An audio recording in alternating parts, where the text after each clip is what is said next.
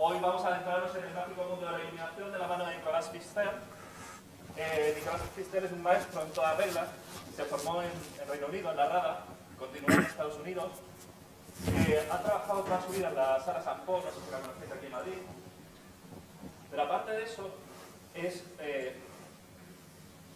tan potente que ha tocado todo, ha hecho desde arquitectura, eventos, teatro musical, lírico, zarzuela, ópera y sobre todo danza. Trabajó con Nacho Duarte en la época dorada de la Compañía Nacional de Danza y sigue trabajando, pero no solo a España, sino también ha hecho en Chicago, San Petersburgo, si no me equivoco, y prácticamente en todos los países. Y bueno, pues os dejo de la mano de Nicolás que nos introduzca en el mágico mundo de la iluminación.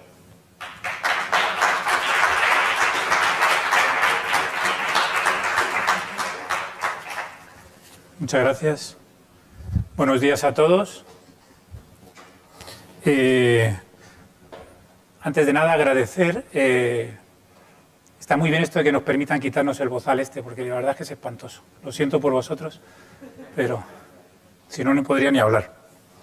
Quería agradeceros primero a todos por estar aquí,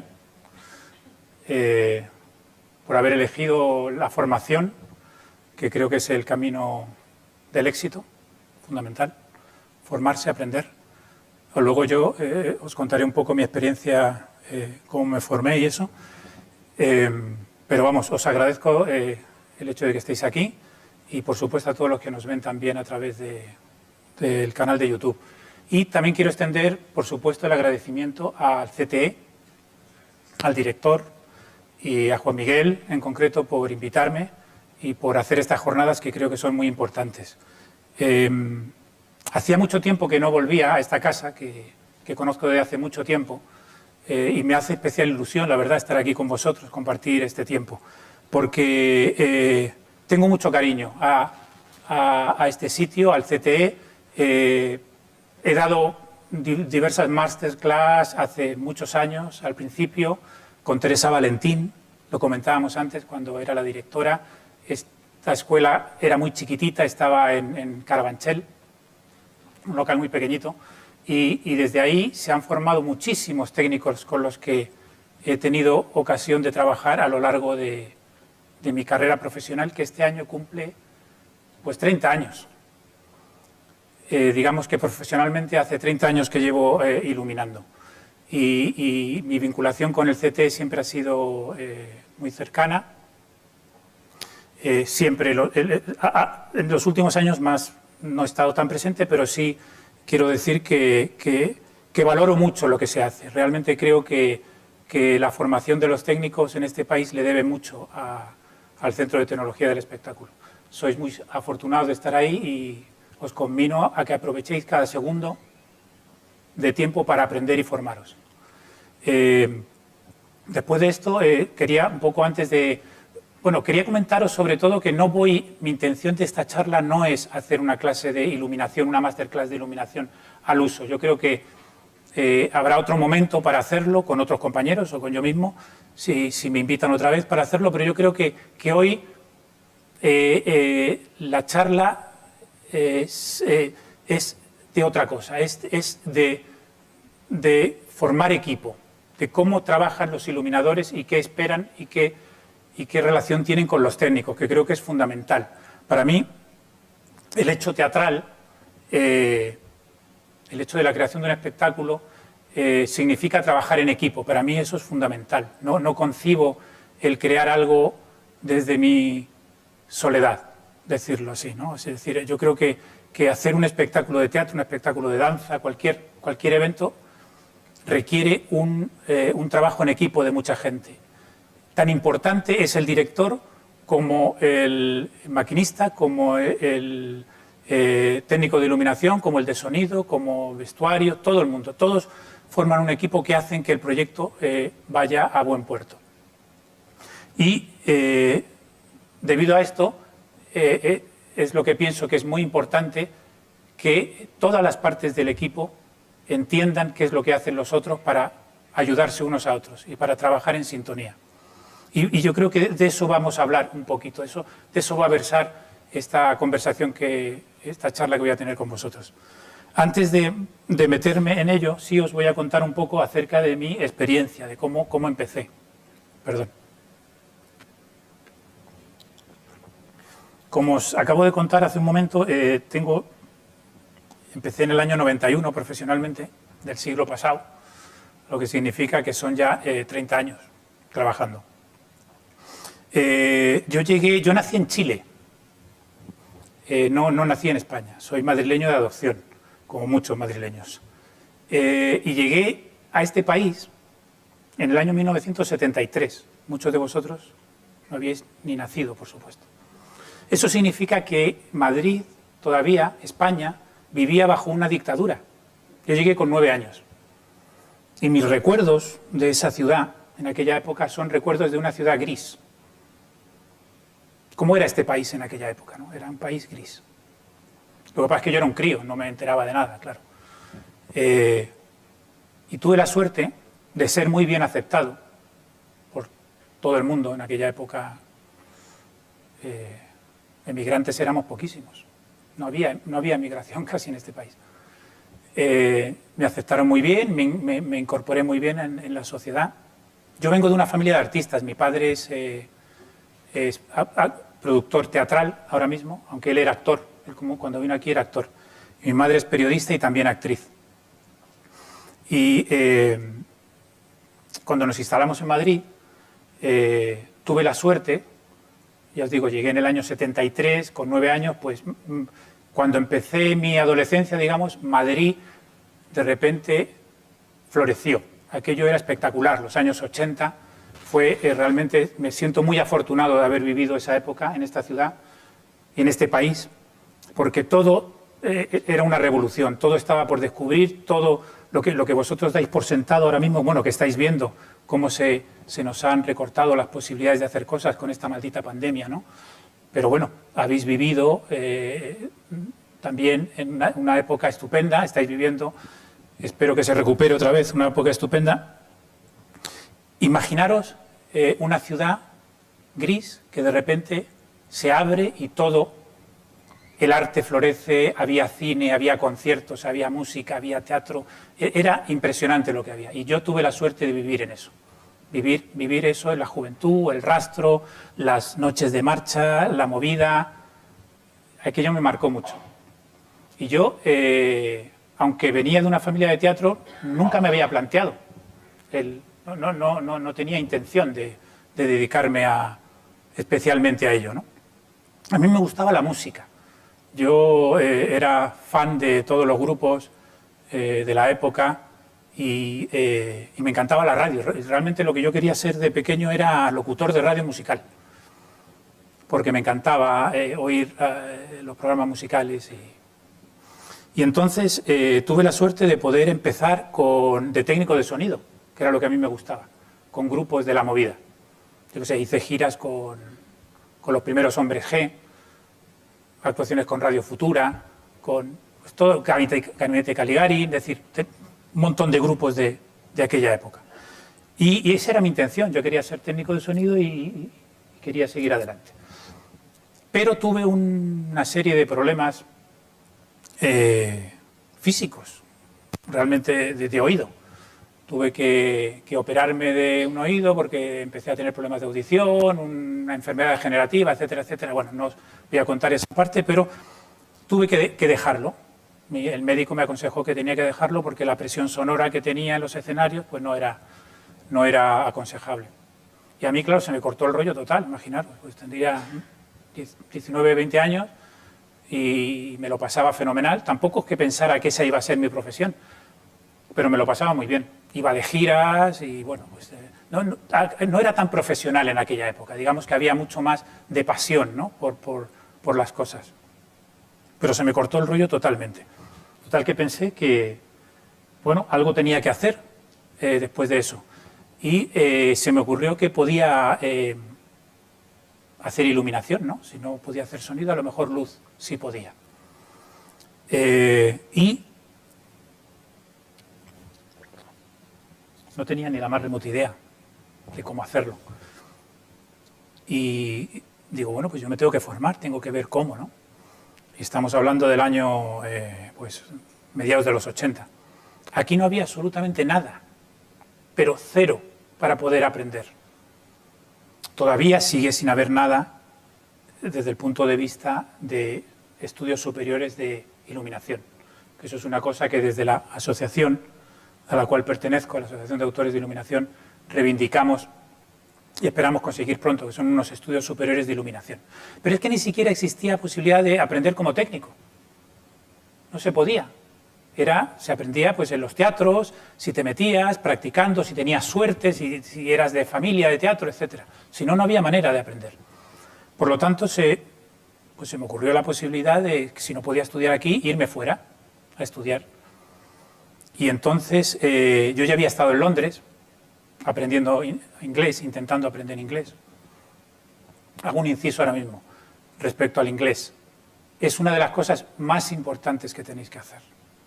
Aprender inglés. No se puede en el mundo de hoy, en cualquier faceta, pero en el mundo del teatro. Yo ahora mismo estoy trabajando en una producción, comentaba antes con los compañeros del CTE, del cual hoy tengo día libre, por eso puedo estar aquí, que es en el Teatro Real, una ópera en el Teatro Real, donde soy el único miembro del equipo que no es extranjero. El escenógrafo, la figurinista, la coreógrafa, todos son ingleses. Para comunicarme con ellos es fundamental. Y en cualquier momento, para cualquier cosa que queráis hacer, es fundamental el inglés, para lo que sea. O sea que os animo, por favor, a que invirtáis en eso porque es muy importante. Entonces, volviendo al tema de la educación, de la formación, decidí irme a Londres a estudiar. Y me fui y busqué unas cuantas escuelas a donde poder presentarme. Y una de ellas era la RADA, la Real Academia de Arte Dramático. Y pensé que, bueno, pues que era quizá apuntar alto, pero bueno, en mi ignorancia digo, bueno, pues lo voy a intentar, ¿por qué no? Y fui allí, pedí, por supuesto, una cita para que me hicieran la entrevista y esto funcionaba pues con entrevistas personales. Y fui con mi pequeño portfolio, que no tenía nada casi que llevar, porque mi experiencia era mínima. Pero hice la entrevista y con la suerte de que me admitieron. Me admitieron y pude empezar ahí. Una de las cosas que hice después, hablando con mi profesor, con el cual he mantenido, mi profesor de iluminación, Neil Fraser, en RADA, luego pasó a ser el director de estudios técnicos. RADA es una escuela fundamentalmente de actores, han salido muchos actores famosos de ahí, pero tiene un departamento técnico donde se estudia escenografía, iluminación, utilería, sonido. Y Neil, que en aquella época era mi profesor, pasó a ser el director. Y lo que él, hablando con él, ¿no? decía, ¿por qué este era un chaval español que de repente chapurreaba inglés fatal? Era, la verdad, terrible. ¿Por qué me admitiste? Pues solo admitían a 2 personas por curso. Solo 2. El otro que admitieron en el curso es un buen amigo y compañero, Simon Benison, que actualmente es iluminador en Covent Garden, en el Opera House. Él ilumina óperas allí, ballet y tal. Y nos eligieron a los 2. Entonces, y le preguntaban, ¿y por qué cogiste a este chico español que no sabía ni apenas sabía hablar inglés con un portfolio tan básico? Y me dijo, por la pasión que mostraste. Porque llegaste y estabas convencido de lo que querías hacer, de que ese era tu camino. Y entonces yo, con todo mi inglés desastroso y con mi pequeño portfolio y tal, les demostré que era lo que quería hacer, que ese era mi futuro. Por lo tanto, es muy importante también que en todo lo que hagáis, si realmente os gusta, le pongáis pasión, porque la pasión hace que te distingas de los demás. Entonces, hice mi curso con Simon, los 2, aprendí muchísimo, es una escuela estupenda, que te dan, imaginaros, pues 2 alumnos, 2 profesores, pues es muy intenso, muy exclusivo, ¿no? Y cuando acabamos ahí, Simon y yo, en el último trimestre de clase, haces unas prácticas en distintos. El RADA tiene 3 escenarios, una sala grande, una mediana y una pequeña. Y haces 3 proyectos de iluminación, uno en cada sala. Y yo para el último proyecto hice Company, el musical de Sondheim. Y una de las cosas que te dan en el curso es que te facilitan tener un mentor. Puedes llamar a cualquier persona que haga un mentoring, ¿no? Para que te guíe durante que no sea de la escuela. Y a mí no se me ocurría a quién llamar, la verdad. Y por aquella época estaba leyendo el libro de un señor que se llama Francis Reed. No sé si habéis oído hablar de él. Ya falleció. Es un señor que escribió un libro que se llama Lighting Handbook. Stage Lighting Handbook, Francis Reed. Que durante mucho tiempo fue un libro muy importante para la gente que nos dedicábamos a la iluminación. Uno de los libros de referencia, ¿no? Junto con el de Richard Pilbrow. Y a mí se me ocurrió, sabía que Francis estaba en Londres y se me ocurrió, lo lancé. Pues también me lancé para adelante y dije, pues quiero que Francis Reed sea mi mentor, ¿no? Pensando, bueno, me van a decir que no. Y efectivamente Francis Reed vino y me hizo el mentoring de Company. Y una vez que acabamos ahí, acabé mi trimestre, ya acababa mis clases, tomando un café con Francis, le pregunté, Francis, Simon y a mí nos gustaría seguir formándonos. Nos parecía que todavía teníamos, ¿no? Posibilidad de seguir aprendiendo. ¿Qué hacemos ahora después de RADA? Y Francis nos dijo, el único sitio que os recomiendo, digamos del ámbito anglosajón, donde podríais ir es en la Universidad de Yale, en Estados Unidos. Total que bueno, con Simon nos miramos y dijimos, pues venga, pues si nos han admitido aquí, vamos a intentarlo en Yale también. Total que aplicamos a Yale, la Universidad de Yale, en Connecticut. A través de Francis nos dio el contacto de Bill Walfeld, que era en aquella época un poco el jefe del departamento. Y pues otra vez, por suerte, fuimos admitidos, los dos. Yo apliqué aquí a una beca, porque era imposible si no, y conseguí una Fulbright para poder ir a Estados Unidos.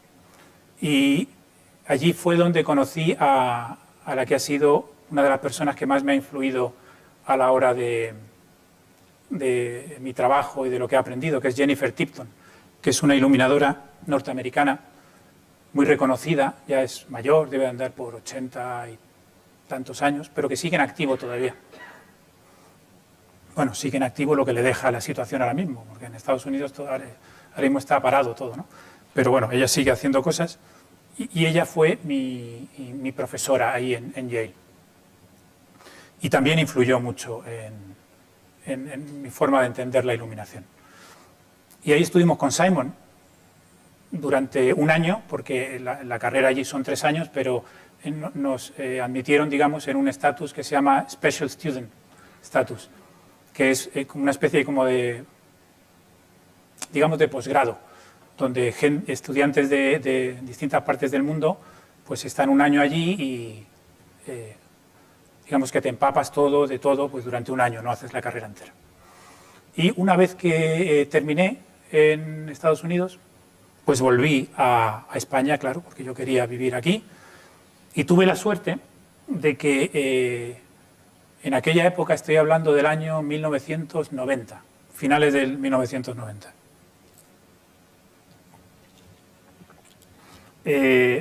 acababa de llegar a la Compañía Nacional de Danza Nacho Duato, bailarín y coreógrafo que había triunfado fuera, había bailado en muchos sitios y venía del Netherlands Dance Theater, que es una compañía de danza muy importante a nivel internacional.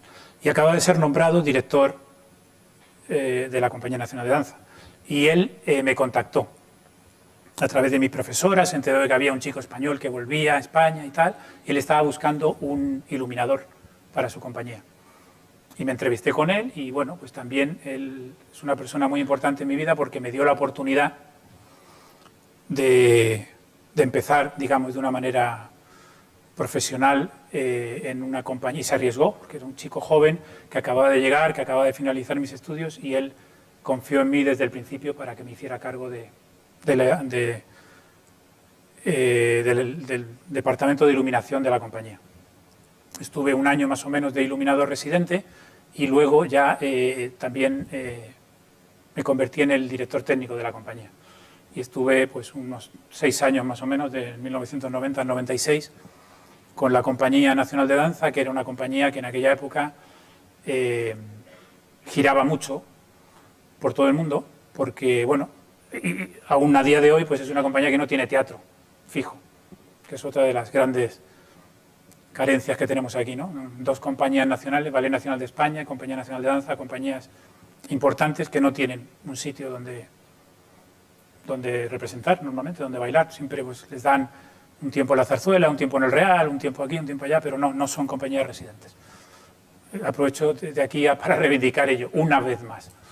El caso es que, volviendo al tema, Nacho Duato confió en mí y estuve durante 6 años girando por todo el mundo con la compañía en los escenarios más importantes de todo el mundo, y eso pues me ayudó mucho a aprender y a formarme.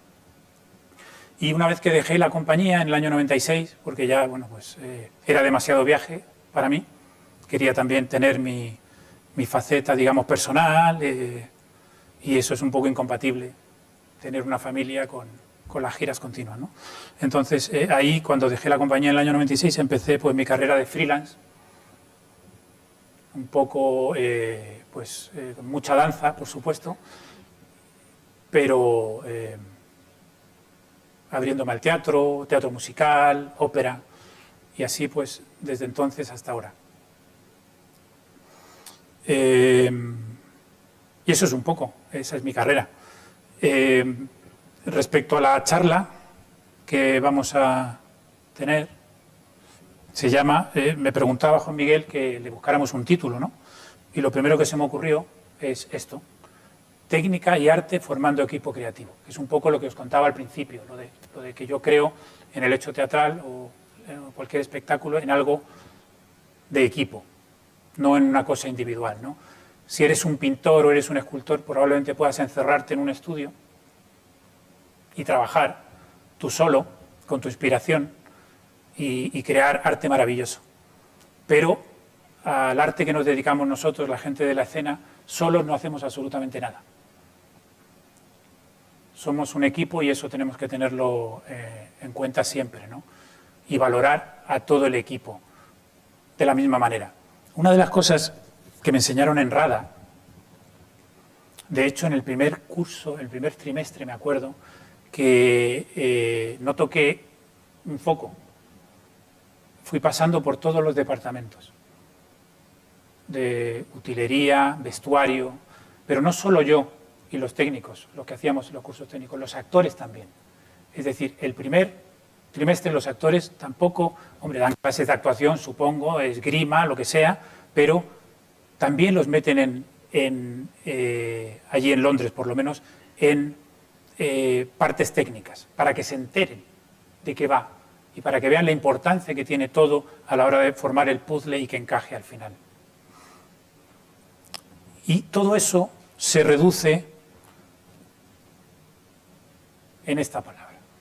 Para mí, esto es la base del trabajo en equipo, la comunicación.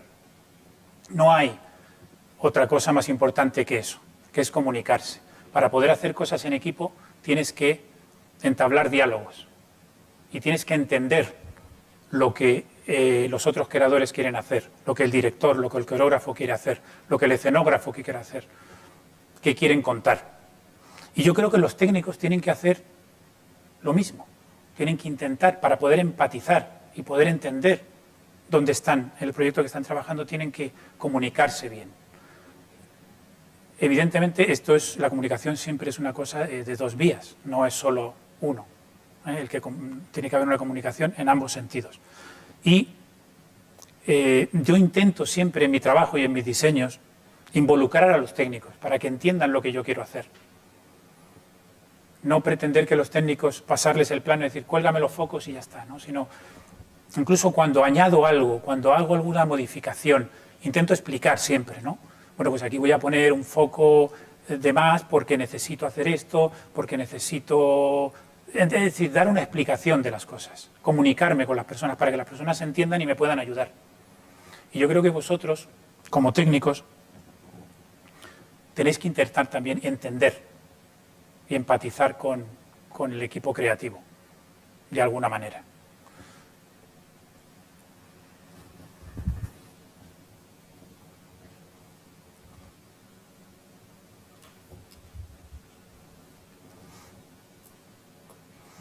El rol del iluminador dentro de la creación.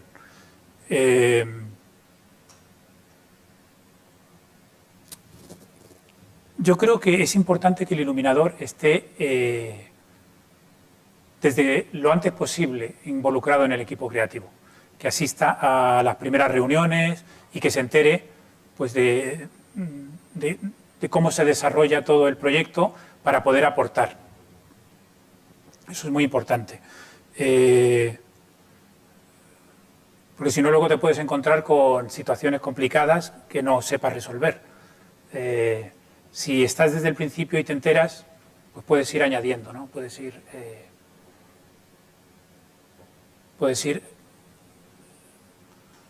añadiendo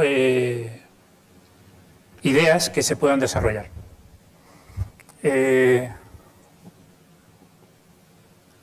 Un segundito.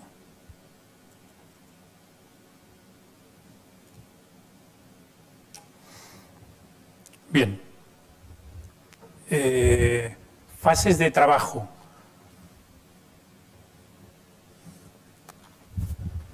En principio, siempre me gusta asistir a los ensayos, después de las reuniones previas con el equipo creativo, asistir a los ensayos e intentar enterarme bien de lo que ocurre en los ensayos. Si es teatro, evidentemente hay un texto. Si es danza, el lenguaje es distinto. Normalmente hay música, no tiene por qué, hay veces que hay música, otras veces que no, pero es el lenguaje de la danza. Por lo tanto, si trabajas en un espectáculo de teatro, tienes el texto como referencia, el cual te lo estudias, lo trabajas, pero si es danza, no es el caso. Hay que asistir a ensayos, hay que ver y trabajar. Yo trabajo mucho con vídeo. No me gusta asistir a ensayos desde el principio, sobre todo en el mundo de la danza, es un poco tedioso, porque repiten y repiten sin parar. Y hay veces que eso me distrae un poco y prefiero tener una primera aproximación que sea un poco más fresca. Lo que quiere decir que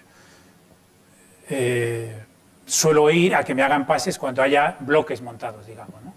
Porque siempre he notado que mi primera intuición es muchas veces la que funciona. Hay veces que me ha pasado, ¿no? Sobre todo me pasaba al principio, que intentaba como darle muchas vueltas al tema y al final siempre acababa en el mismo punto de donde había partido. Entonces, ahora me fío mucho de mi intuición y cuando voy y veo algo desde el principio, algo que está un poco montado, me fío de esa intuición y es encuentro el hilo y tiro de ese hilo, ¿no? Como una especie de idea que tengo siempre, ¿no? Que lo difícil de un concepto, de encontrar un concepto, es encontrar ese pequeño hilo, ¿no? De dónde tirar. Una vez que encuentras el hilo y tiras, ya lo demás se va desarrollando solo. Una vez que voy a ensayos y me empapo un poco de todo, procuro, eso es una cosa también que quería, voy saltando un poco de un lado a otro, pero bueno, son ideas que me van viniendo. Como creador siempre es importante tener fuentes de inspiración. Y por eso un iluminador no solo tiene una parte técnica muy importante porque hay que dominar los equipos y hay que dominar toda la parte técnica, pero no solo es técnico, también es artista. Y ahí es donde se encuentran los dos mundos. Y el artista se tiene que alimentar de emociones, se tiene que alimentar de arte, se tiene que alimentar de cine, de literatura. No es solo una cuestión técnica, que es muy importante, pero para el iluminador y para un creativo la técnica no es lo más importante. Y yo también os conmino como técnicos que evidentemente vuestro trabajo va a ser lidiar día a día con la técnica, pero os conmino en general a que como técnicos y como personas que sois, intentéis también tener una formación, digamos, más humanista, más general. No os quedéis en la parte del tornillo y del clavo y de la mecánica, que está muy bien y es muy importante y muy interesante y es vuestro cometido como técnicos, pero ir más allá, formaros, leer, buscar, ver cine, en general formaros como todo. Eso os va a dar herramientas para también comunicaros mejor con el equipo creativo, podréis entenderles, podréis empatizar más con ellos. Porque, bueno, los creativos estamos...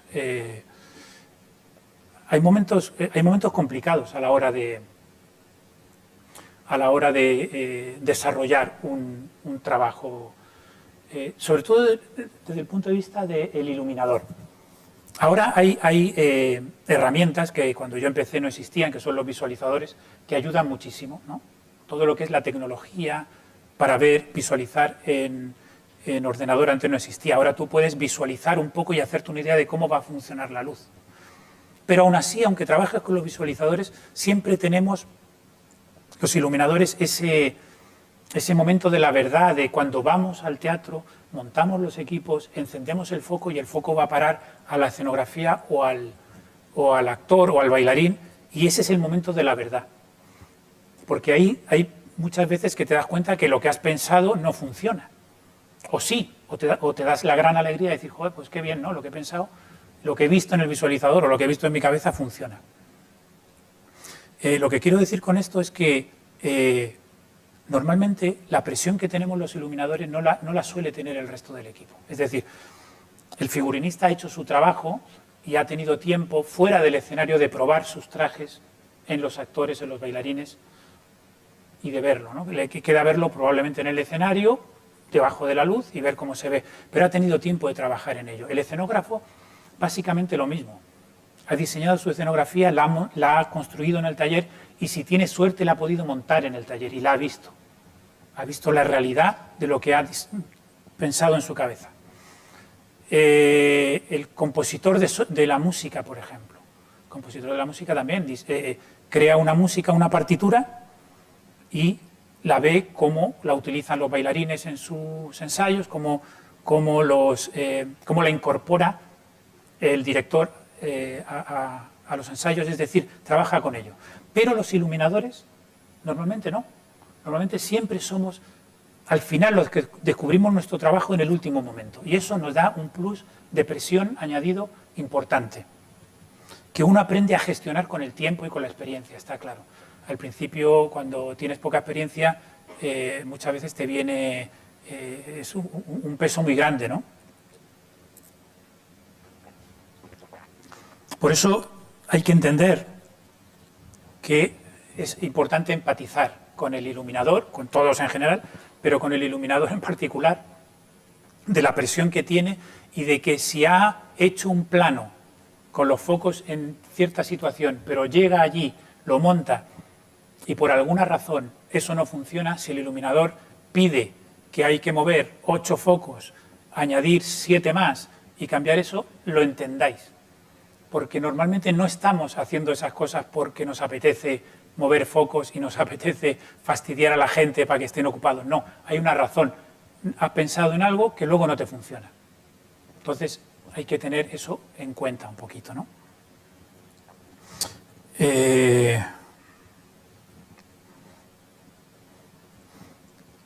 Suelo pasar la información a los técnicos con tiempo, el plano, para que se prepare todo el equipo y se pueda montar. Los planos, el plano es un elemento muy importante, pero no es el diseño. O sea, un dibujo en una hoja de papel no significa un diseño de luz. Eso es una representación gráfica de dónde van colocados los aparatos. Un diseño de luz es mucho más.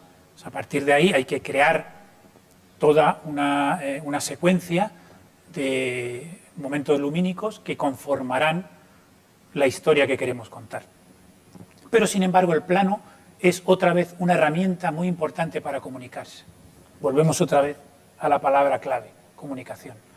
El iluminador tiene que comunicarse con el equipo técnico para que, para empezar, coloquen los proyectores, los focos, como el iluminador ha pensado.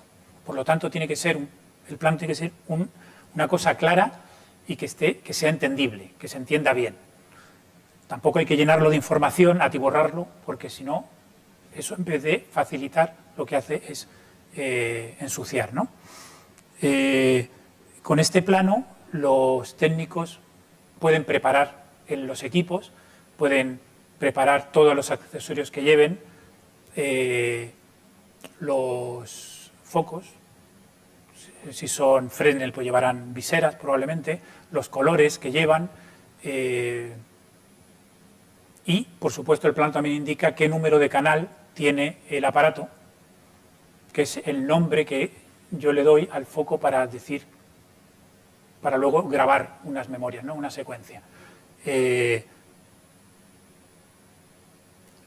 Hay iluminadores que prefieren, de hecho ahora en el mundo de la ópera, que es lo que estoy haciendo ahora, el otro día hablando con Ángel Palomino, que es el jefe de eléctricos del teatro, el iluminador que viene después de nuestro espectáculo es un inglés, Peter Manford, que viene a hacer otra ópera, que viene después de Norma, que es la que estoy yo trabajando. Le ha pedido a Ángel que numere los canales, que los ponga él, que no le importa, ¿no? Hay ciertos iluminadores que trabajan así, o por ejemplo en Alemania, donde los aparatos están en posiciones fijas, no como aquí, en el caso del Teatro Real, que tú pones los focos donde quieres, donde puedes, pero tú decides dónde van los focos. En los teatros de repertorio alemanes o incluso ingleses, en general los teatros de repertorio donde un día se hace Norma, al día siguiente se hace Sigfrido, como es el caso de aquí, pero sin ser un teatro de repertorio, y luego Madame Butterfly y luego Tosca, hay una iluminación base, pues si no sería imposible. Si cada día tenemos una ópera y tenemos que cambiar todo absolutamente de luces, no habría tiempo real. Entonces, hay una planta base y se trabaja sobre esa planta base, añadiendo o quitando cosas, que no es el caso de lo que hemos hecho esta vez. Nos contaba esto porque en los teatros alemanes, por ejemplo, los equipos están fijos y tienen pues el lado derecho del escenario utiliza los canales 600, el lado izquierdo utiliza los canales 500, en el frontal los canales de la gama de 100, etcétera. Es decir, tienen cada número, cada zona tiene su numeración. Y eso, bueno, pues a mí me cuesta un poco organizarme de esa manera. Yo prefiero poner mi orden para que yo saber qué foco tiene cada número, dónde está. Y bueno, eso me facilita porque si tengo que ir adaptándome a la otra manera, pues voy a perder mucho tiempo en aprenderme la numeración del teatro. Prefiero tener mi numeración aproximada en la cabeza y hoy haré un espectáculo, el mes que viene haré otro, al otro con un poco de suerte, y eso facilitará, porque otra de las cosas que hay que hacer siempre es optimizar el tiempo. El tiempo siempre es muy poco. Entonces tenemos que llegar con las cosas muy claras, con todo muy preparado, porque si no, pues no hay tiempo para desarrollar lo que queramos. Entonces, cuanto más llevemos los deberes hechos, mejor. Esto nos lleva otra vez al tema del plano, ¿no? De pasar esta información con la numeración y una documentación adjunta que hago normalmente.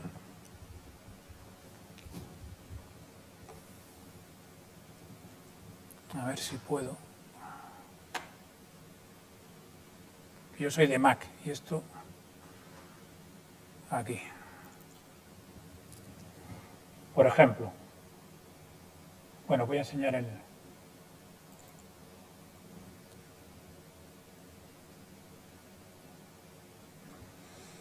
Esto sería lo que tenemos montado en Norma.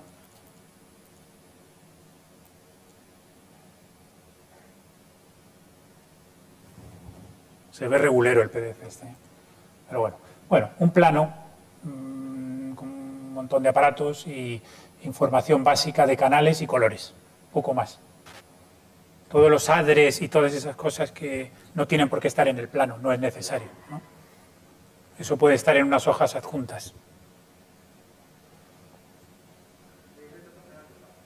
¿Perdón? Eso es teatro real, sí. Sí. Efectivamente, esta es la ópera que está ahora mismo compartiendo escenario. Hay dos óperas, Sigfrido, que se representa hoy, que ya ha sido estrenada, y Norma, que es la que estamos preparando ahora, que estrenamos la semana que viene, el miércoles. Lo difícil de esto que está haciendo el Teatro Real es que el Teatro Real no es un teatro de repertorio, es decir, no es habitual que dos óperas compartan el escenario. Por lo tanto, eso entraña bastantes dificultades, porque además son dos espectáculos grandes, sobre todo Sigfrido, una ópera de Wagner, que dura 5 horas y pico, y con una escenografía muy grande, mucha iluminación, y alternar junto con la ópera Norma requiere un trabajo, digamos, importante, extra por parte de los técnicos que se quedan por la noche a desmontar, tienen que montar la otra escenografía, reponer, es decir, hay un trabajo ahí importante.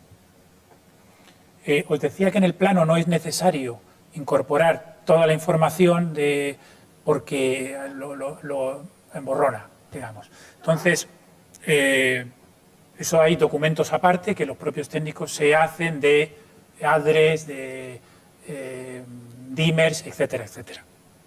Yo creo otro documento importante para mí, que es los grupos.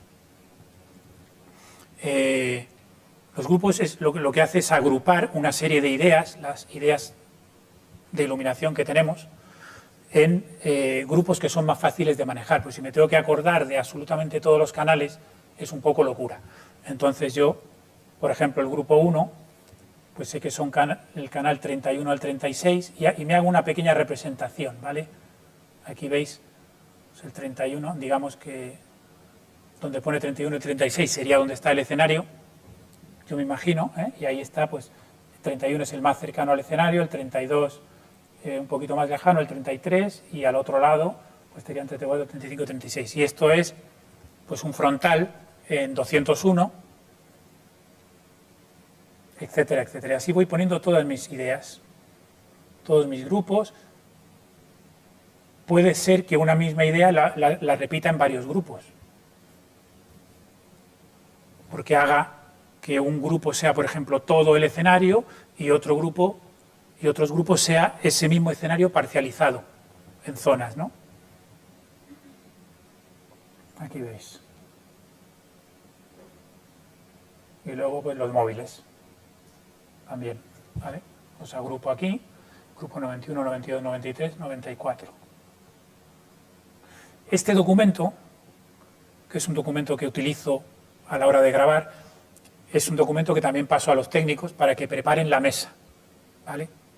El control, para que luego la comunicación sea más fluida a la hora de grabar.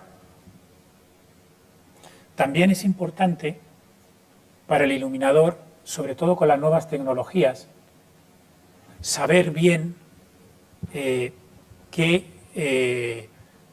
qué modos trabaja los móviles y todos los aparatos de LED y todos estos aparatos nuevos tienen distintos modos de trabajo, distintas configuraciones. Modo 4 canales, modo 6 canales, modo 22 canales, modo plin, modo plan. Es importante que el iluminador sepa en qué modo trabaja cada aparato para pasarlo a los técnicos y que los técnicos lo incorporen a la mesa y en el patch los aparatos estén digamos, correctamente configurados.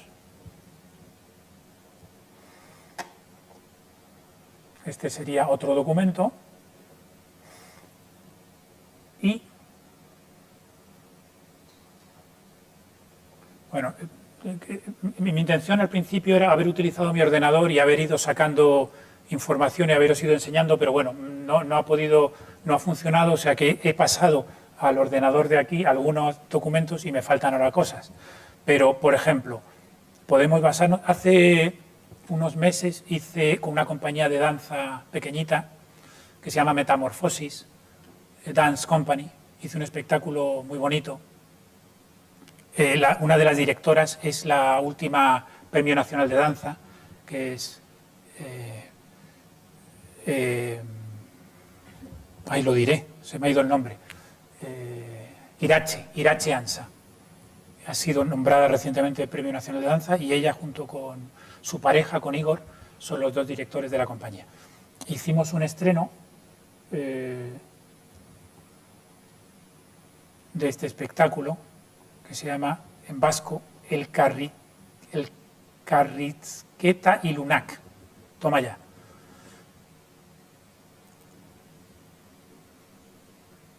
Si veis, pero antes de enseñaros esto voy a enseñar el planito.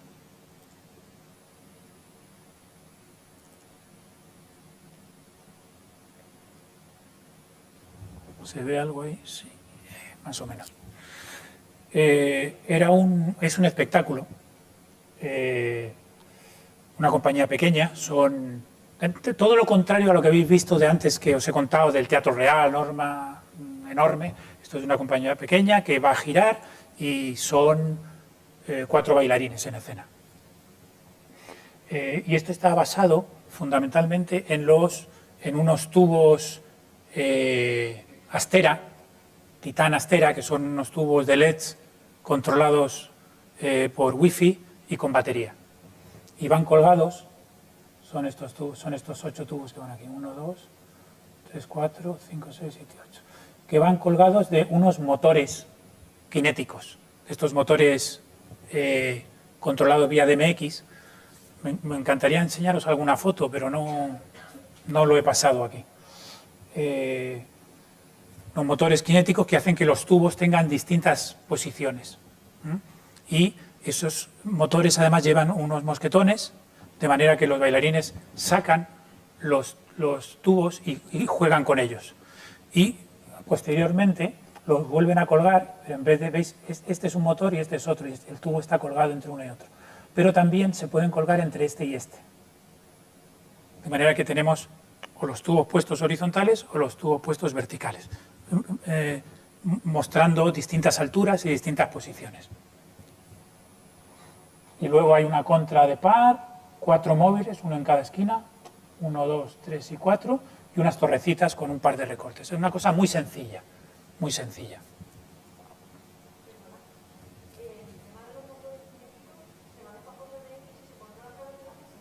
Sí, o sea, lo bueno que tienen es que estos motores funcionan vía DMX. Entonces tú lo controlas la altura. Tienes 2 canales.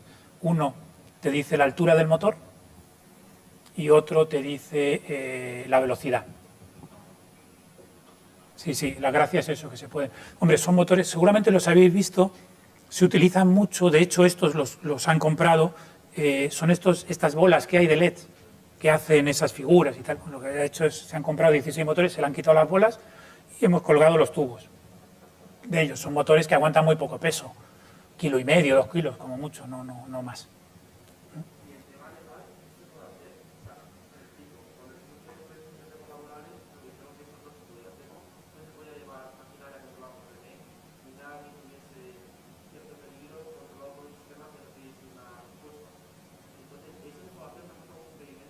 No nos han puesto ningún impedimento en ningún momento dado. Hemos estado, incluso se estrenó en el Teatro de Canal, que es un teatro, digamos, bastante conocido por ser estrictos en este tema, y no nos dieron ningún tipo de problema. Ya te digo, son motores, no son motores de 1 tonelada, son motores de 1,5 kilos. Es decir, que son pesos muy pequeños los que se manejan, no es un trus lleno de focos, ¿sabes? Es pequeño. No nos han dado problemas en ese sentido.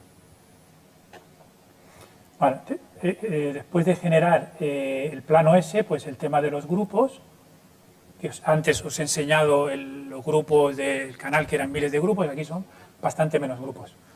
Los Astera, que son esos tubos, ¿vale? Capas virtuales, porque lo controlamos todo esto con una ETC, con el sistema EOS, creando capas virtuales, servidores virtuales, de manera que a nosotros, a los tubos Astera, no solo le controlábamos la luz píxel a píxel, sino que le metíamos vídeo, lo cual fue bastante interesante. Meter imagen de vídeo en los tubos, de manera que, hombre, no teníamos una resolución grande, pero sí teníamos imágenes y texturas. Era una luz, digamos, texturada, ¿no? Fue muy interesante. Y el tema de aquí están los grupos con los motores, los tenía agrupados también para tenerlos por términos o por términos de delante a atrás o por términos de izquierda a derecha.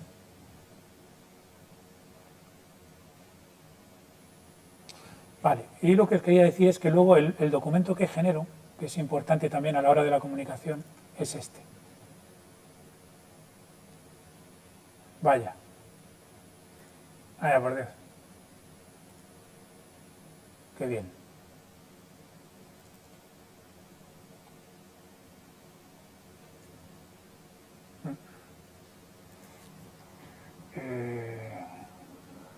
¿Cómo puedo hacer para enseñaros?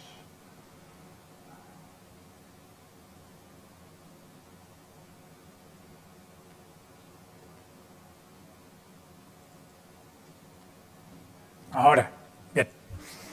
Este documento que genero es el QList, ¿no? La lista de QEs, ¿vale? Esto es muy importante para mí, para saber la estructura, pero también es importante para comunicar al resto del equipo dónde quiero las memorias de luz.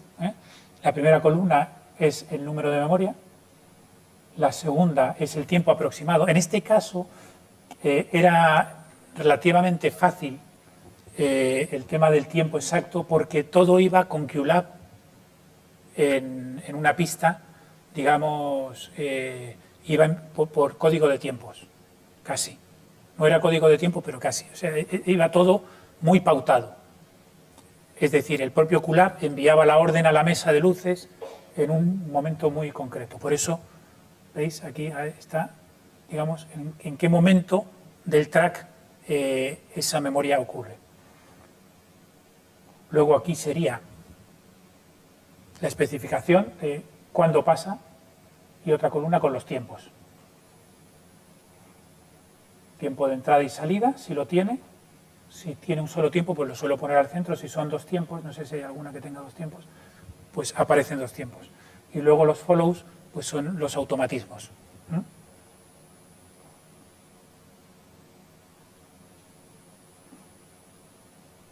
Este documento,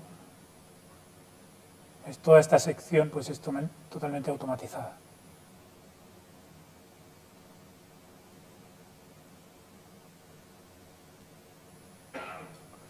Y así pues vamos hasta, ¿cuántas memorias? 181, más los puntos.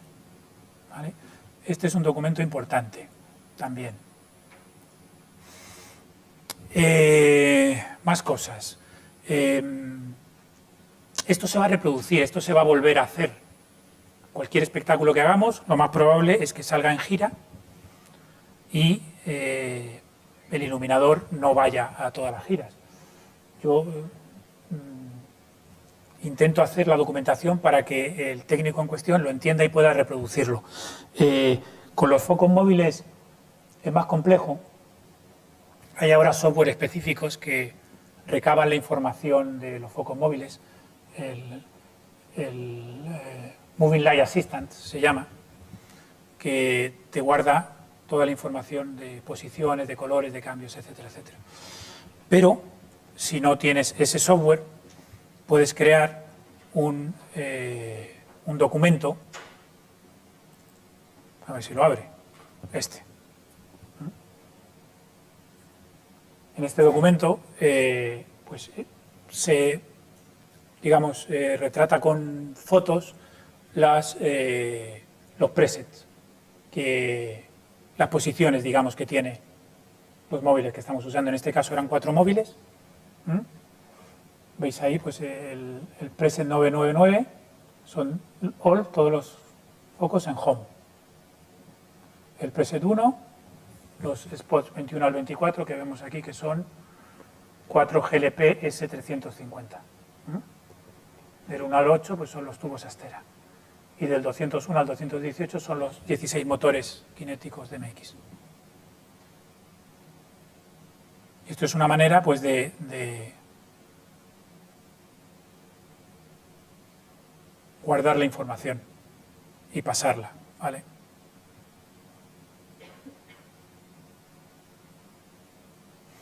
Esto sería toda la información de los móviles.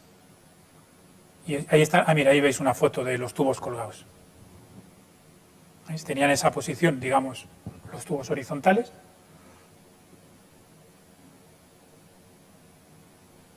Y luego al ser dos motores, pues puedes darle angulación, ¿no? No siempre es un solo plano. Y luego pasaban a tener esta configuración, que es los tubos verticales, utilizando los motores correspondientes. Esto durante la pieza pues iba teniendo distintas posiciones y se iba...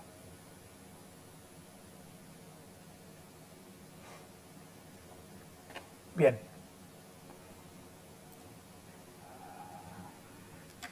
Grupos, ficha técnica.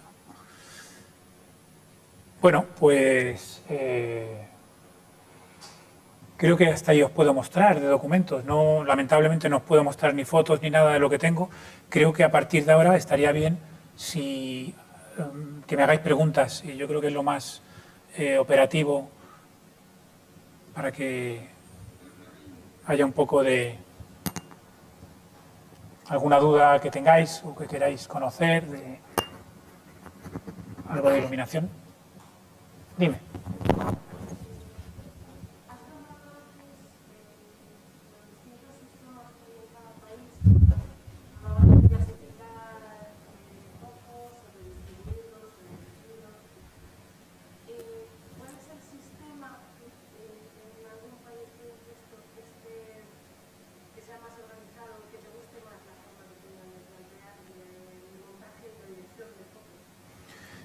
Vamos a ver, sin duda para mí el sistema anglosajón, quizá porque me he formado ahí, me parece el más organizado. Digamos que hay un método muy claro, que además es una de las cosas que Jennifer Tipton, esta profesora mía que os decía antes, nos inculcó a todos, ¿no? Sobre todo por aquello de la falta de tiempo que hay siempre, ¿no? Que es tener un método, una manera ordenada de trabajar donde haya un proceso, que ese proceso se puede repetir de unos a otros espectáculos. Y toda la parte mecánica, digamos, la tengas, o sea, que te puedas concentrar en la parte artística, en la parte creativa, en la parte que cambia de espectáculo a espectáculo. Y la parte que se repite de espectáculo a espectáculo sea un método que vaya por sí solo. Por eso lo del tema de la numeración de los canales, por ejemplo, que a mí me parece algo bastante básico, que sea yo el que ponga los canales para saber cada foco más o menos, ¿no? Yo siempre, por ejemplo, empiezo a numerar por la sala. Entonces yo sé que mis primeros números van a ser los focos situados en sala, en el frontal, ¿no? Y luego paso a los cenitales y ambientes, y luego los contras, y luego los laterales, y luego las torres, y luego el ciclorama. Es decir, hay una especie de método en mi cabeza, una estructura que puedo repetir de espectáculo a espectáculo. No significa que en cada espectáculo los focos sean los mismos, los colores sean los mismos, las posiciones sean las mismas, pero sí el método.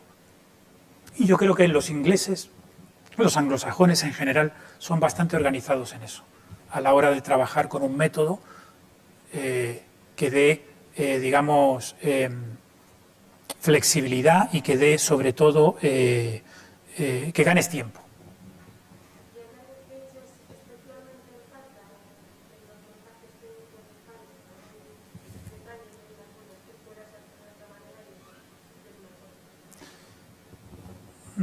Bueno, vamos a ver, aquí hemos avanzado mucho, o sea, ya no es, en general, hay muchos profesionales, bueno, vosotros os estáis formando para ser profesionales, es decir, y no sois el primer el primer grupo de personas que se forma. Es decir, esta formación lleva años y hay,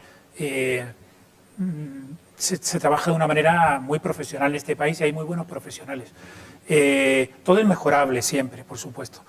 Pero bueno, yo también he viajado fuera y he visto unas cosas espantosas fuera, o sea, ya no es como antes que decías, no, pues es que los guiris, es que todo es maravilloso, no. O sea, aquí también se hacen las cosas muy bien y no... quizá, bueno, no sé,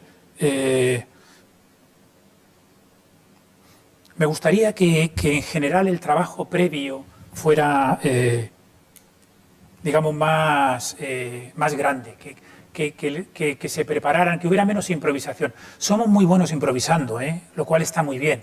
Yo recuerdo haber ido a Japón, por ejemplo, a hacer un diseño y de estos de repente pues de ir 4 días a Japón, una locura de estas, ¿no? De meterme en un avión, que me recojan en el aeropuerto, irme al teatro y tener una reunión, entrar en una sala y una mesa así alargada con 10 personas esperándome allí, con todos súper pulcros, cada uno con su documento para escribir, con el plano y entrar a saco y explicar eso en Japón y decir, bueno, pues el montaje tiene que ser así, así, así, hacerlo. Y ellos ir al escenario y reproducirlo a la perfección. Y la siguiente plaza donde se hacía el espectáculo, hacerlo a la perfección. Solamente había que decirlo una vez. Ahora, como si te ocurriera cambiar algo, se les caía todo. ¿Por qué? Porque se les rompen los esquemas, ¿no? Los nipones son muy buenos en eso, pero no tienen esa capacidad de improvisación que tenemos aquí. Que aquí somos muy buenos en eso. En solventar un problema, decir, bueno, vale, tenemos este problema, pero ¿qué tal si lo hacemos así, así? Buscamos, ¿no?, las vueltas. Eso está muy bien, eso es positivo también. Lo que ocurre es que no se puede basar todo en la improvisación. O sea, la improvisación es algo que está muy bien para resolver, pero no como modus operandi, es lo que quiero decir. O sea, la improvisación no la tengamos, que somos muy buenos hoy improvisando, venga, vamos a improvisar. No, la improvisación se tiene que usar cuando ya nos ha fallado, por la razón que sea, el plan B, no os diría el plan A, el plan B. Debemos de tener un plan A, un plan B, y cuando nos falla el plan B, improvisar. ¿Alguna cosa más? Sí. Cuando ves escena, o sea, escenógrafos que sean diseños o figuristas que sean diseños, ¿hay algún color o algo que digas, bien, me ha tocado esto, o alguno que digas, no, por favor, puedes cambiarle de color? ¿En un escenógrafo, dices? ¿Escenógrafo o figuristas? La verdad es que no. Si te digo la verdad, intento respetar al máximo el trabajo de los demás, porque creo firmemente en lo del equipo, ¿sabes? Entonces, si ha habido una elección de un color determinado, supongo que hay una razón por ello. Hombre, si es una cosa gratuita, entonces, si es una cosa gratuita y me afecta mucho, lo suelo intentar solventar de alguna manera. Pero en general me gusta adaptarme a todo, a todas las situaciones. Creo que, y además, yo supongo que es la experiencia ya y los años, ¿no? Intento siempre darle la vuelta a la situación. Es decir, si me encuentro con un problema, por ejemplo, dices, el escenógrafo ha planteado un techo, no me cabe ningún foco desde arriba. Bueno, pues a lo mejor pensemos que... Y el diseño es perfecto, esa es otra, claro. El diseño es perfecto, va perfectamente para la idea que se está intentando conseguir, ayuda al texto o al evento o al espectáculo o a la coreografía, sin duda alguna, pues tendré que vivir con ello. Es decir, intento, ¿sabes?, convertir ese hándicap, ese problema en algo positivo. Es decir, no tengo techo. Bueno, pues eso me va a obligar a lo mejor a usar solamente luz lateral o contra. Me pasó de hecho una vez con el ballet de Víctor Ullate, con el escenógrafo era Paco Azorín, y él diseñó un techo de espejo que ocupaba de lado a lado todo el espacio. Eso sí, tenía una puerta central. En un momento dado había una puerta y el techo se movía. era un techo móvil que ocupaba de lado a lado. Solo me daba, el de arriba me daba posición de una eléctrica delante, la LX1, y se me ocurrió poner una eléctrica al final del todo, de este techo. O sea, era un techo enorme, circundado por una cámara negra, con el fondo negro separado. Por lo tanto, había un poquito de espacio entre el techo y el fondo negro. Entonces, de arriba solo usé, dije, bueno, tengo que vivir con esto, porque es perfecto, es estupendo.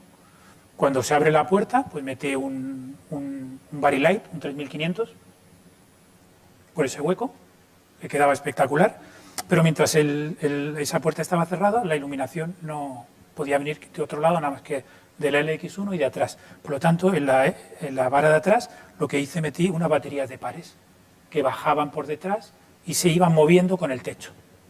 De manera que siempre tenía un poquito de luz que entraba desde ahí. ¿Me fastidió? Pues no lo sé si me fastidió, porque el espectáculo quedó estupendo. Víctor Ullate quedó encantado, a Paco yo creo que también le gustó, a todos nos gustó. Y teníamos un techo enorme ahí. Hay otras veces, por ejemplo, con Nacho Duato, alguna vez me ha pasado que a él le gusta, últimamente sobre todo, bueno, y en general a muchos coreógrafos, tener, en vez de patas a la italiana, tener una cámara negra alemana. Eso significa que difícilmente podré tener torres de luces. O el concepto me dice que llegamos todos al acuerdo que podemos vivir con las torres de luces ahí a vista, o las tapamos con unos forillos, o si queremos tener el espacio vacío decidimos que no tenemos calles. Y en un momento dado puedes pensar, ¿cómo puedes hacer danza sin calles? ¿No? Porque todos pensamos, danza, calles, rasantes, no sé qué, no sé cuánto, es lo típico, ¿no? Pues se puede perfectamente, ¿por qué no? Se puede hacer de todo. Y tenemos que estar abiertos siempre a todo lo que tenga sentido, a todo lo que tenga que ver con aportar a un espectáculo. A mí la palabra no, intento no usarla jamás. El hecho de no se puede, no debemos, no. Hay que, en el teatro y en los espectáculos, tenemos una profesión súper bonita. Y creamos mundos, creamos imaginación, creamos sueños. Seamos valientes, atrevámonos a hacer cosas distintas. No pasa nada, mientras haya un foco, podré iluminar. A lo mejor no tengo 100 focos, pero tengo uno. Entonces voy a pensar dónde puedo poner ese foco bien para que funcione. Que tengo 4, pues tengo 6, que tengo 8, voy utilizando. Pero siempre se pueden hacer cosas. Sobre todo lo más importante es la imaginación. Y el no tener miedo. Y el probar. Y equivocarse. Pues hay que equivocarse. Evidentemente esto es más fácil decirlo cuando uno tiene cierta experiencia porque sabes y aprendes de los errores, ¿no? Te equivocas, aprendes, no lo vuelves a repetir. Pero si siempre nos quedamos en el confort, si siempre nos quedamos en lo cómodo, en lo que va a funcionar, no avanzamos. Entonces, mi respuesta es que no hay que... A los impedimentos hay que hacerles frente, no hay que asustarse por ellos.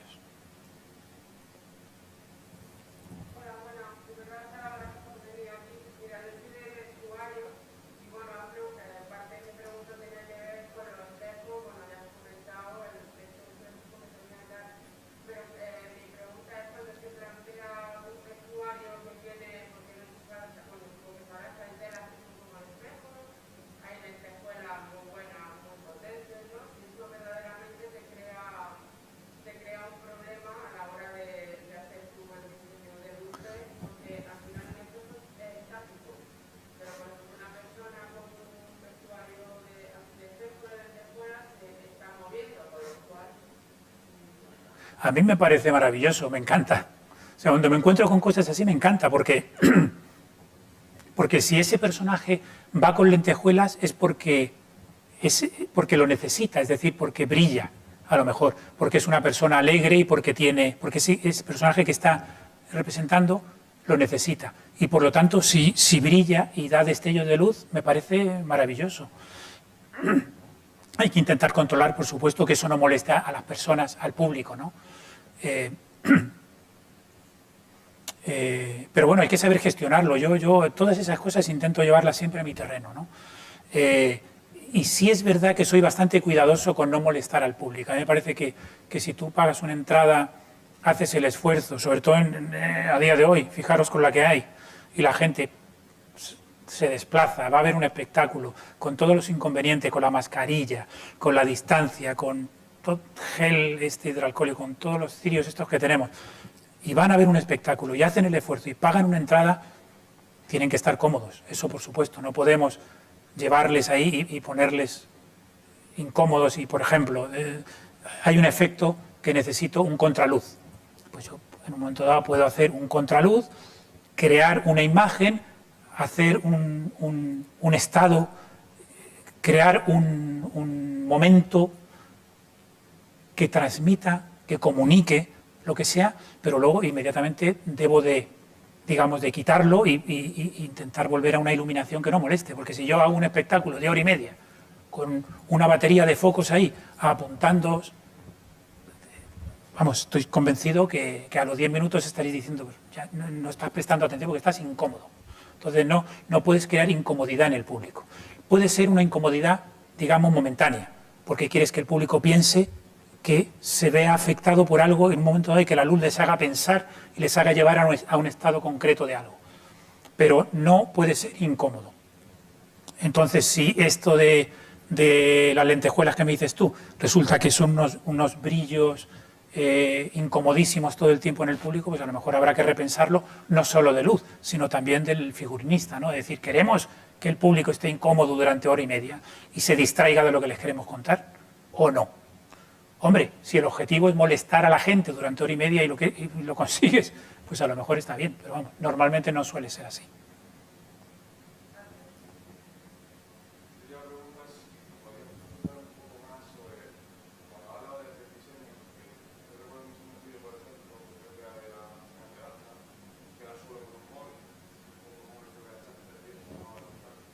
Chapter 10, sí, sí.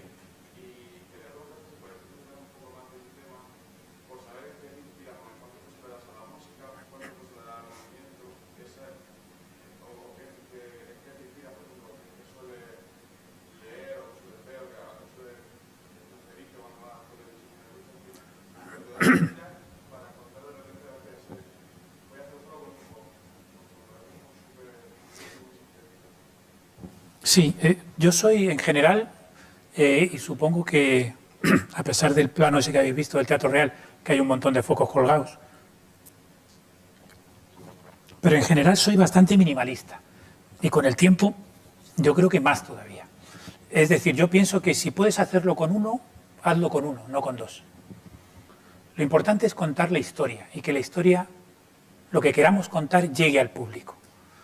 Bien sea un texto, bien sea un baile, bien sea lo que sea. Y otra vez me remito ¿en qué me inspiro, dices tú? Bueno, primero me inspiro en las personas con las que estoy trabajando. Para mí es fundamental. O sea, crear por mi cuenta no me parece ni práctico, fíjate tú. Porque si hago eso, lo más probable es que luego me genere frustración. ¿Por qué? Porque yo voy a ir con mi idea, que no he comentado con nadie, que me parece la idea más maravillosa del mundo y que yo he envisionado ahí, y probablemente esta idea no concuerde con la idea que tiene el director o el coreógrafo, incluso el equipo creativo. A lo mejor tengo suerte y la aceptan como una idea maravillosa y vamos todos para adelante desde ahí. Pero yo creo que lo más probable es que si la idea la desarrollo yo solo, no engrane con el resto del equipo. Entonces, para mí lo más importante es comunicarme bien, saber qué es lo que quieren contar, dónde quiere llegar el director, dónde quiere llegar el coreógrafo, dónde quiere llegar el escenógrafo, qué quieren contar, qué quieren hacer. Y a partir de ahí documentarme. Bueno, yo estoy documentándome siempre, porque es lo que os decía antes, ¿sí? Procuro ver todas las películas del mundo, procuro leer, procuro ir a exposiciones, ver fotografía, ir a teatro, por supuesto, me encanta ir al teatro a ver el trabajo de otros compañeros, de los cuales me inspiran muchísimo y de los cuales aprendo muchísimo y de los cuales sigo aprendiendo muchísimo, a pesar de tener 30 años de trayectoria, sigo aprendiendo día a día de mis compañeros y de cómo hacen las cosas. Y aprendo de todo, aprendo de la naturaleza, aprendo del día a día. Hay una cosa que siempre digo a los alumnos y en las charlas que doy, que es que hay que ser muy observador. Si te dedicas al mundo de la luz tienes que ser, bueno, y supongo que a cualquier mundo creativo, hay que ser muy observador, hay que observar, hay que mirar. Hay que mirar cómo se comporta la luz en la naturaleza, cómo se comporta la luz en la luz artificial incluso. Estamos muy acostumbrados a que llega la noche, damos al botón del interruptor y la luz. Ahora mismo estamos en un interior y tenemos la luz. Como que no le damos el valor que tiene. Estamos acostumbrados, está ahí. Y lo mismo con la naturaleza. Yo os conmino y os invito a que observéis, a que veáis. Aquí en Madrid tenemos unas puestas de sol maravillosas. El otro día saliendo del Teatro Real, salí un poquito antes del ensayo y tenía el coche aparcado en la Cuesta de la Vega y me fui caminando por ahí por la Almudena, ¿sabéis? La Cuesta de la Vega, y coincidió justo que estaba haciendo el ocaso. Y fue maravilloso, o sea, el cielo de Madrid es espectacular. Tú intentas reproducir eso en un escenario, lo haces y todo el mundo piensa, qué exagerado, o sea, sacándolo de contexto es exageradísimo, pero si lo ves en la naturaleza y lo observas un rato, es espectacular. Entonces, hay que aprovechar los cielos que tenemos en esta ciudad porque son maravillosos, tanto los ocasos como los amaneceres. Y rápidamente saqué una foto y se la envié a mis amigos de la asociación, que tenemos un chat y compartimos imágenes y tenemos un hashtag que es captura la luz. Captar la luz, eso, captar la luz. Y os invito a participar en eso también, es iros fijando. Y eso os irá llenando de imágenes el disco duro, vuestra cabeza, que luego podrás recurrir a esas imágenes. Por supuesto, ir al Prado. Tenemos unos museos maravillosos en esta ciudad.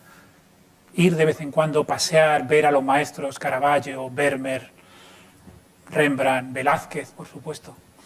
Ver mucho cine de todo tipo. Ver Blade Runner, por lo menos una vez en la vida. Y luego cuando hay un proyecto concreto, pues documentarme de ese proyecto. En el caso concreto de Norma, por ejemplo, la ópera Norma, esta Norma en concreto, digamos que se ha desplazado de época, ¿no? Y se ha puesto en la época en Italia, en principio, estaba en aquella época antes de la independencia de Italia, digamos cuando se estrenó Norma, cuando Bellini la estrenó, había una situación política muy convulsa, los austríacos estaban todavía en el poder, Italia no se había independizado y pues digamos que me documento de esa época, ¿no? De donde vamos a trasladar la acción de Norma. Y luego pues estudiar muy bien todos los documentos y el trabajo que hace el escenógrafo, el figurinista, el resto del equipo. Básicamente es eso, es comunicación y buscar inspiración en mi base de datos, digamos, que he ido recopilando, ¿no?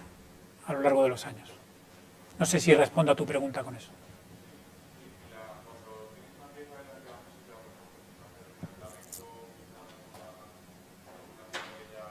Bueno, la música es fundamental, evidentemente, claro, hay que escuchar la música y dejarte llevar por lo que quiere decir. En el caso concreto de Norma, en fin, tiene una de las áreas más famosas de la historia de la ópera, ¿no? Que es Casta Diva, que hizo muy popular María Callas en su momento, que es de una belleza increíble, ¿no? Y claro, la música siempre condiciona mucho. Pero no siempre, hay espectáculos de danza que son sin música, que es coreografía, hay momentos que son sin música. Es decir, la música es muy importante, pero se pueden hacer espectáculos de baile sin música. Y en el caso concreto que decías de Chapter 10, ¿no? de Guillermo Guillermo no, se me da el nombre, Sansano, se me ha ido el nombre del coreógrafo, perdonad, Gustavo Ramírez Sansano, que hizo para la Compañía Nacional de Danza. Pensé que el tema minimalista iba mucho porque la pieza en sí era muy minimalista, la música también, y el vestuario que hizo David Delfín en su momento también era una línea muy pura, muy minimalista. El set, la escenografía también era muy minimal, unos tubos de acero que cortaban el espacio, unas líneas muy claras, y el tapiz en gris. Y pensé que si utilizaba una sola fuente de luz iba a obtener unas sombras, digamos, muy claras, muy limpias, ¿no? Y ese fue un poco el concepto, ¿no? El foco estaba situado más o menos de contra, cenital contra, y era un móvil spot, que se iba moviendo, iba creando, iba generando distintos espacios. Realmente no era la única fuente, digamos, visible, importante, y luego había, pues, lo típico, unas callecitas para un poco apoyar, ¿no? El frontal para los saludos. Es decir, no había solo un foco. Fundamentalmente era un foco, pero había más cosas. Y eso fue la idea realmente del desarrollo, ¿no? De hacer algo muy sencillo, muy minimal.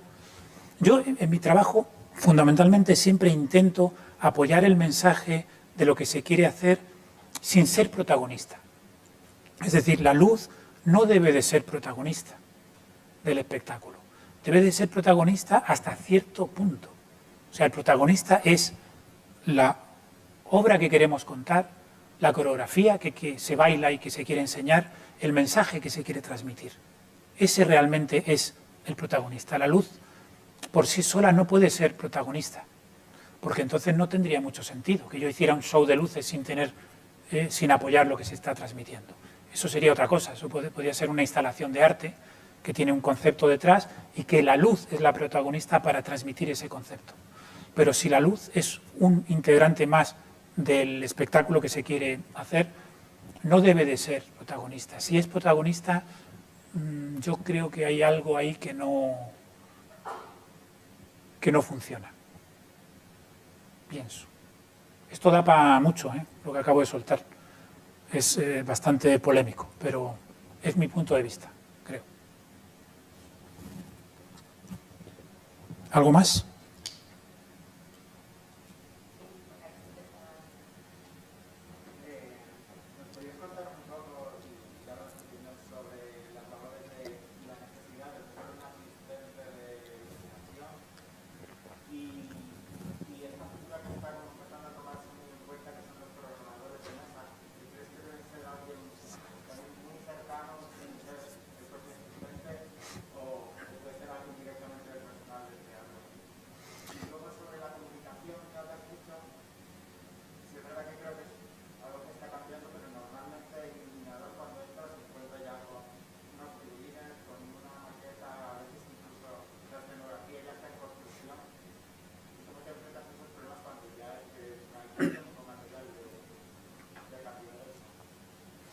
Sí, es cierto.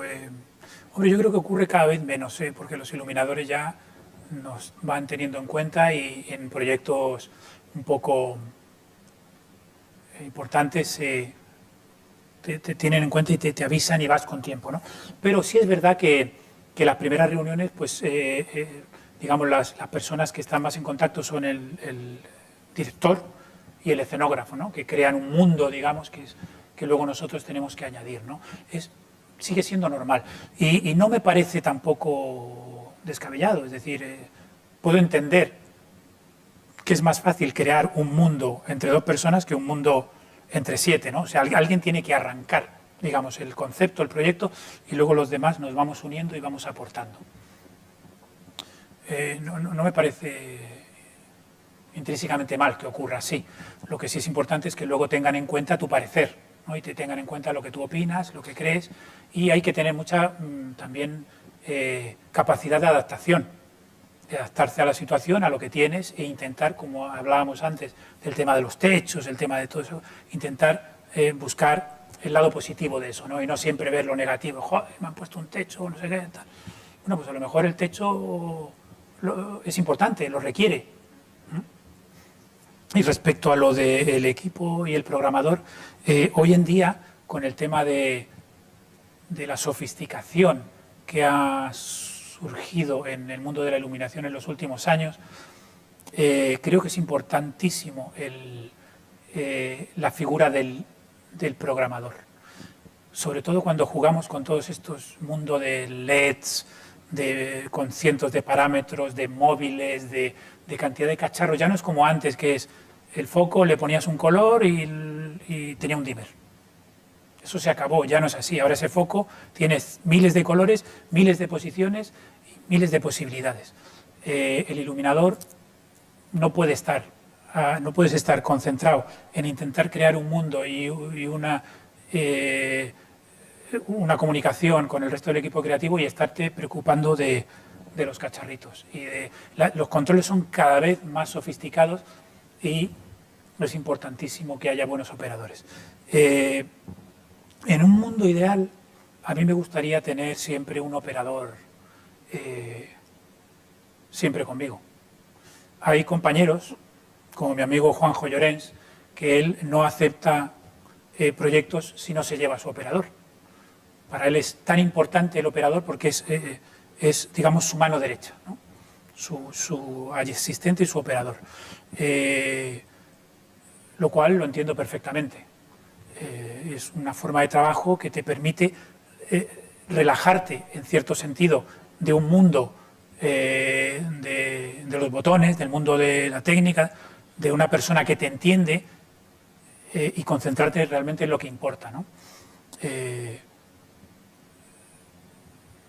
A mí sí me gusta, pero por ejemplo ahora en la norma que estoy haciendo estoy utilizando a los operadores del Teatro Real, que son todos unos profesionales muy capaces. Algunos están más formados que otros en el control, pero bueno, todos son muy profesionales, capaces y no encuentro un gran impedimento a la hora de trabajar con ellos. Sí es importante que el operador entienda lo que quieres hacer y es importante que tú también le transmitas bien lo que quieres. Porque muchas veces pasa que no verbalizamos bien, estamos con nuestra idea, queremos hacer bien, queremos hacer una cosa y no sabemos cómo transmitirlo, ¿no? Es muy importante, el operador no está en tu cabeza, sobre todo si no es un operador que trabaja a menudo contigo. Por eso es el caso de Juanjo, que quiere a su operador. Entonces tienes que intentar expresarte bien para que el operador transmita a la máquina lo que tú pretendes que la luz haga. Y sí, es importante. Y es importante que el operador también esté atento a lo que el iluminador quiere y hay veces que es mejor no adelantarse a cosas, ¿no? Si tú estás grabando luces solo, a mí no me importa que el operador, por ejemplo, pruebe colores, ¿no? ¿Y este color qué te parece este? Porque estás solo, digamos que es un ten con ten ahí, esas noches que estás grabando, se puede probar todo. Pero cuando estás grabando luces con más gente, está el director, está el coreógrafo, está el escenógrafo, ese tipo de cosas son muy peligrosas. Porque de repente puede aparecer un color o una cosa que tú no quieres enseñar, digamos, que es una carta que tienes guardada y tal. Entonces, el operador, digamos, que tiene que funcionar de una manera muy concreta cuando está a solas con el iluminador o cuando está con el resto del equipo creativo. Y eso es en general, con todos los técnicos en general, la relación con el iluminador debe de ser un poco también de cautela, ¿no? En ese sentido. Porque tú estás en una posición un poco complicada, es lo que os decía antes, ¿no? Acabamos de llegar al teatro, acabamos de empezar a ver el diseño que hemos hecho en nuestra cabeza, en el plano, en el ordenador, y lo estamos llevando a la realidad. Y es un momento delicado, donde necesitamos el apoyo del equipo y no que haya situaciones que me puedan llevar a confusión con el resto del equipo creativo. No sé si me explico. Intento decirlo de una manera un poco educada. ¿Alguna cosa más? Dime.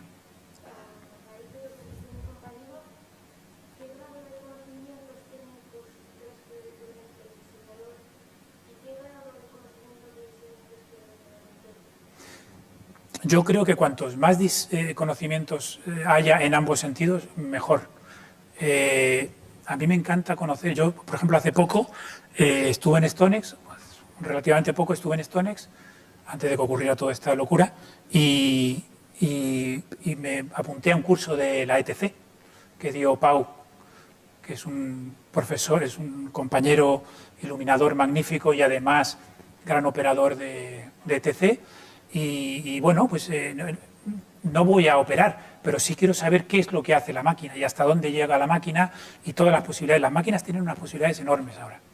Entonces, yo creo que es muy bueno al iluminador formarse en toda la parte técnica. Y luego lo que os decía antes de los móviles, saber qué hacen los móviles. Continuamente el mercado está sacando cosas nuevas. A mí me gusta estar al día de lo último, porque nunca sé cuándo voy a necesitar eso. Y lo último, cada vez se sofistica más y tienen no sé cuántos modos de operación. Y el iluminador tiene que saber que si en el modo 92 canales funciona píxel a píxel y en el modo 4 canales funciona en modo RGB white, y etcétera, etcétera, etcétera. Es decir, hay toda una historia que si tú como iluminador no controlas, no vas a poder exprimir bien la naranja y sacarle todo el zumo. Si tú controlas los aparatos que tienes y sabes hasta dónde puedes llegar, podrás exprimirlos. Y en el otro lado, en el lado del técnico, también es importante tener conocimientos de iluminación, digamos, y de la parte creativa y artística, porque de esa manera podrás empatizar más con el iluminador y podrás entenderle, podrás entender qué es lo que quiere conseguir y por qué me está pidiendo esto, y dejar que aquello se convierta en una serie de números que te piden, 21 a 40, 30 a 50, súbeme este, bájame el otro, y haya realmente una comunicación de ida y vuelta. O sea que yo creo que es muy importante que ambas figuras conozcan el trabajo del otro. Y en cuanto a los proyectos, luego cuando empiezan a girar, supongo que es la implantación, luego el diseño en el espacio de estreno y una implantación luego garantía. ¿Eso lo dejas en manos, o sea, entregas la documentación y se libera? No. ¿Un seguimiento? No, normalmente, además te lo suelen pedir últimamente, te suelen pedir una adaptación para gira, pero digamos que haces una adaptación para gira, haces una. Aquí, girando en Holanda, me acuerdo, con la Compañía Nacional de Danza, en los años 90, en Holanda la mayor parte de los teatros son iguales. Están hechos por el mismo patrón y es muy fácil girar, porque de un teatro a otro vas con lo mismo, digamos, está además pensado así. Se hizo así, exprofeso, para que fuera fácil y para que todo el mundo en todas las ciudades tuviera acceso a los espectáculos. ¿Aquí qué ocurre? Que está Madrid y Barcelona con sus teatros magníficos y luego hay pues que si Bilbao, Sevilla, Valencia, ¿no? Y luego te vas a otras ciudades y hay unos teatros que son así, otros que son así, hay de todo, ¿no? Entonces, haces una adaptación de gira, pero claro, haces una adaptación de gira a un, digamos, espacio tipo. Y luego está el técnico con su gran valor, que ese es el gran valor del técnico, que es el que va a defender nuestro diseño en cada plaza, en su capacidad de adaptarse a cada espacio. Porque hay que adaptar. O sea, normalmente no tienes el mismo, a no ser que seas el Centro Dramático Nacional y gires con todo tu equipo, normalmente te tienes que adaptar a los focos que hay, a las varas que hay, a las alturas que hay, y tienes que hacer un trabajo ahí ímprobo de adaptación. Ahí es donde realmente los buenos técnicos muestran su poderío, ¿no? Su fuerza. Es decir, tengo este diseño, lo voy a defender, he entendido lo que el iluminador quiere mostrar, tengo una buena documentación, eso es fundamental también, pero no solo es la documentación, es entender las ideas para luego poder buscar soluciones e improvisar, porque muchas veces, lo que decía antes, hay que hacerlo, ¿no? Hay que improvisar porque no tienes los medios que quisieras tener en cada sitio. Dime.